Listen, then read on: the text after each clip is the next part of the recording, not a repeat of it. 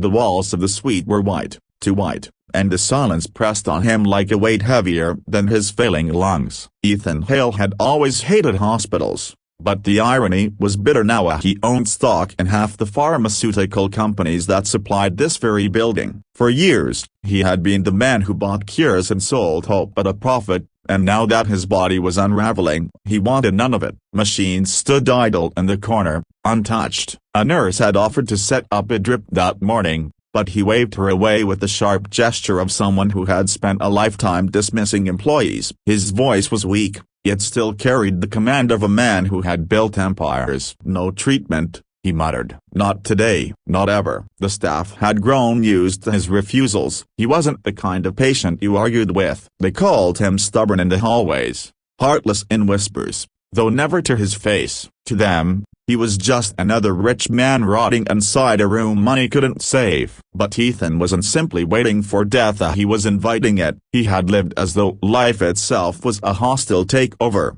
devour or be devoured. Now, as his body betrayed him, there was no boardroom to dominate, no contract to secure, no rival to crush. He felt only the unbearable emptiness of a man who had conquered everything except the one thing that mattered. His meals went untouched. The television stayed black. The curtains were drawn, blocking out the city skyline that had once been his battlefield. His body was wasting away, but the disease inside him was not just in his blood, it was regret. A life of endless pursuit. Every relationship sacrificed on the altar of ambition. A wife who left, a son who wouldn't return his calls, colleagues who toasted to his downfall in bars he had once owned. He had poured himself into towers of glass and steel, only to find himself alone at the top, with nothing but silence echoing in the empty halls of memory.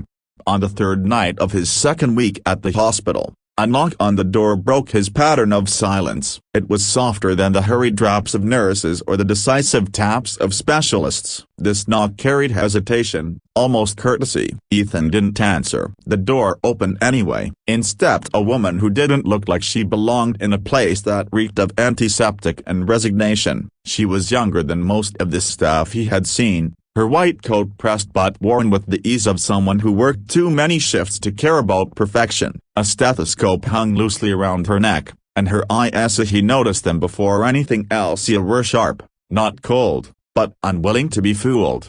"Mr. Hale," she said, checking the chart in her hand. "I'm Dr. Leela Monroe. I'll be overseeing your case for the next few days." Ethan turned his head slowly toward her, though it felt like moving through water. "There's nothing to oversee," he rasped. "I don't want your treatments. Save your breath." Most doctors left it at that. They charted his refusal, shook their heads, and moved on to patients who wanted to live. But Leela didn't move. She walked further into the room, pulling a chair beside his bed with the confidence of someone who had already decided she wasn't leaving. She sat, crossing her legs in a calm but deliberate motion. "I've read your file," she said. "Stage 4, advanced, painful, terminal, by every definition. I know what you've told the staff, but I also know you wouldn't still be lying here if you didn't have even the smallest part of you that was undecided." His laugh came out more like a cough, dry and bitter. "Undecided? No,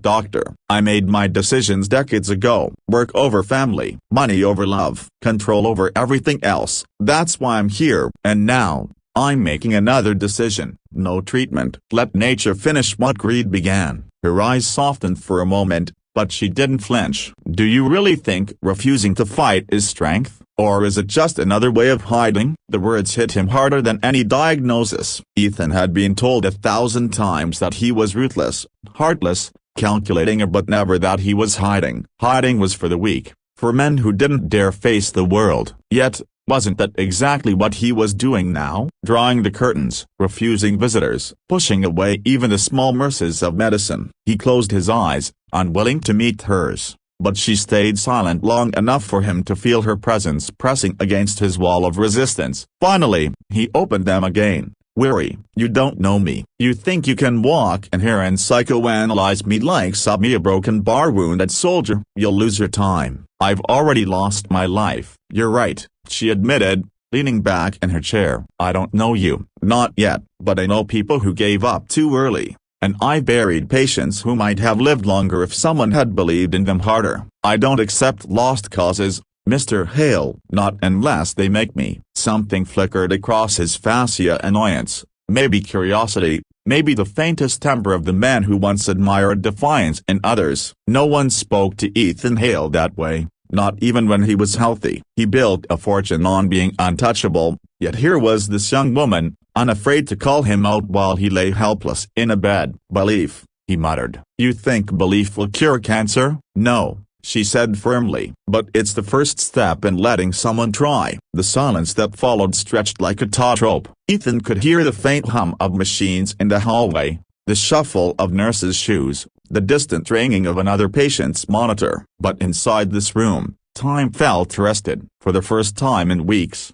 someone wasn't treating him like a terminal diagnosis with a name, but like a man. He shifted slightly, pain arching through his side, and clenched his jaw. "You're young," he said, finally, "too young to risk your career on a dying man who doesn't want saving." Leela didn't blink. "Maybe, but maybe you're wrong. Maybe what you call dying, I call fighting. And maybe what you call the end, I call a chance." Her conviction unsettled him more than his illness. He studied her in silence, noting the way her hands rested calmly on her lap, how her voice carried no tremor of doubt. She was either Nitel de Macronville or fearless, and Ethan wasn't sure which frightened him more. That night, after she left, he stared at the ceiling long after the hall lights dimmed. He tried to summon the usual comfort of his cynicism, the wall of indifference he had built around his fate, but her words replayed, unwanted, in his mind. Hiding, fighting, chance. He hated that a stranger's voice had pierced the armor he had wrapped around his soul. The next day,